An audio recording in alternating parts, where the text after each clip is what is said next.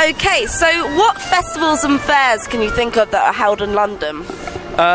In London, there's the art fairs that they have. I can't actually think of a specific one, but festivals-wise, then they have the big music festival coming up in Hyde Park with the radio station Capital FM, I think. Yeah, Party in the Park, is it? That's it, yeah. So those are the ones which I can think of, yeah. Cool. And what games and sports do you think are typical of this country? Of England, definitely football. Football's big. You have also, alongside that, rugby, which is much more of a kind of intellectual sport, weirdly enough, but a good one too. I think it's much more interesting to watch. And then games-wise, games like, you mean like kind of board games and stuff? Or it's like general, Monopoly is big, I think, you know. I haven't actually played a lot of board games. Risk is a great board game where you have these little kind of armies and you fight each other, which is really fun. Those are the ones which I can think of in London. Cool. And what can you think of any unusual sports? Just off the top of your head. Don't worry if you can't. No, sure. Well, I went to school and we played a sport which was specific to that school called the wall game, where it's basically like rugby in the sense that you have two scrums and it's all done up against this wall and you basically push against each other and there's a ball in the middle and you have to push the other team back as far as you can.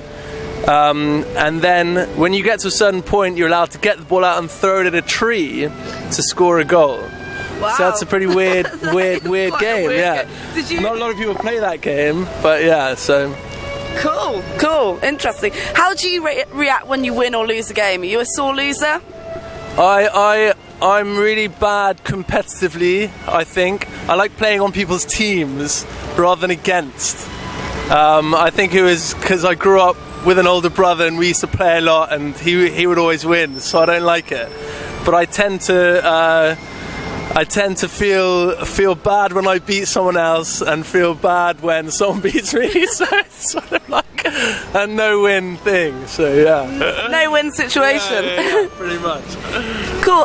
Do you remember your favourite game when you were a child? It could be anything, games you played with your friends or sports or anything like that. Yeah, I had a little video game called a Lynx, which I used to play this little jet game on.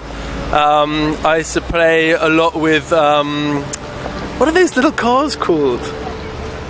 Micro machines.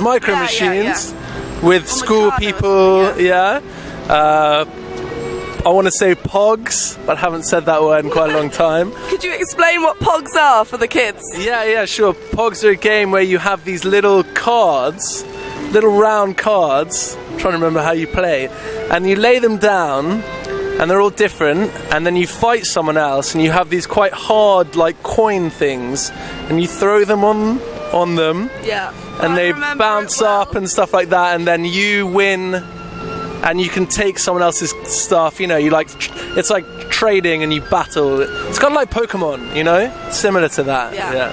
Cool, and final question, what games do you or did you play at home with your family? What games did I play at home with my family? Monopoly. I guess that's a big family game. Does it come out every Christmas? Yeah. They often have a new Christmas edition. We usually play the classical one, which is good. It's usually me and my dad against my older brother.